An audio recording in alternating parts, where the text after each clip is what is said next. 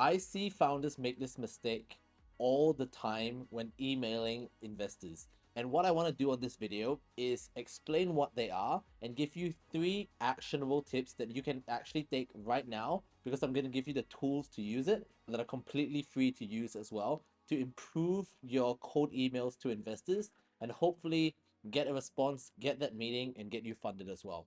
So what I did right here is I did a quick Google, because I'm sure lots of founders are gonna go in and they're gonna write, investor emails, and they're gonna click on maybe that first link and it'll be like, perfect, I now know how to write investor emails that get a response, right? And I'm gonna go through one of their templates right here, right?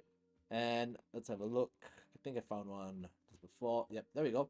So this is one of their example templates, which is not bad, not great, because what I actually come to realize, when the people writing these are good at perhaps summarizing everything for an investor. However, what they're not actually thinking about is, in practice these days with cold email, you're gonna have to get through a lot of spam filters, and of course, if you don't land in the inbox, you're just not going to get a response. And they're not exactly trained to understand what to look out for. So while this is a decent email, I'm going to show you the 3 things that we should focus on to actually improve this already good template. So if you already have an email, I encourage you to go through the next 3 steps with me as well.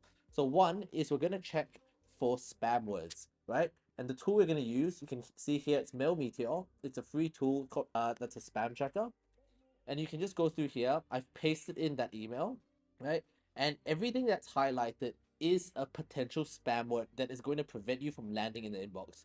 You do not have to be extremely OCD and try to remove everything, because it's a little bit of kind of a black hat, black magic kind of situation here. But for all intents and purposes, you do want to remove as many of these as possible. Perhaps seeing the word investment, they don't really like seeing that over cold email, especially if you haven't had a conversation before.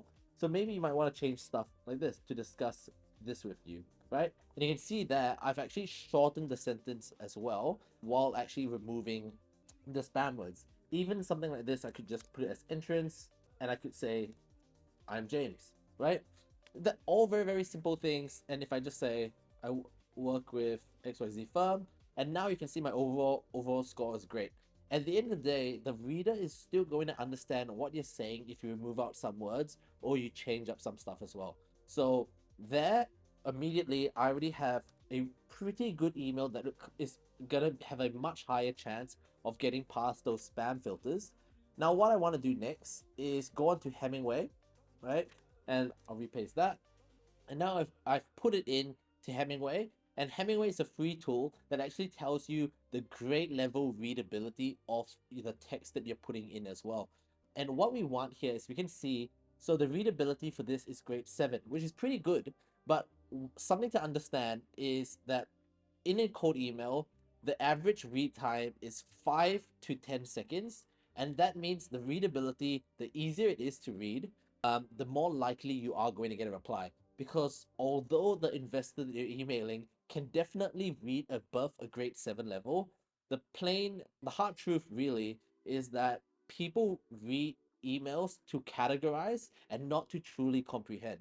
Once they've categorized it in their head as to what they're actually looking at, then they may read it again to actually comprehend, right? And when you are categorizing, you're trying to just do a bit of pattern recognition to see whether or not it's important.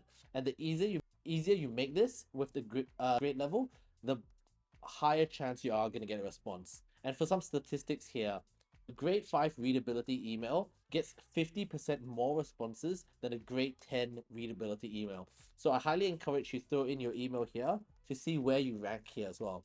And very simply, I can of course then now go through and change these sentences to try to make readability a lot easier. But let's speed things up because we have the power of AI. And now I'm just going to tell ChatGPT, here is my cold email to an invest. Please rewrite it without changing its meaning to a grade 5 level grammar or lower, right? And you can play around with this, but as you can see here, we've now gone from already a pretty decent email. We've made it easier for us to get past spam filters and land in the inbox of that investor. And now we've kind of rewritten it. You can see the sentences shorter, a little bit more digestible, and then now you can play around with that prompt to see if you want to change anything else. Well, I hope that has been extremely useful for you guys. Good luck with emailing your code investors. Leave a comment below if you've got any other tips and you want to share your story as well.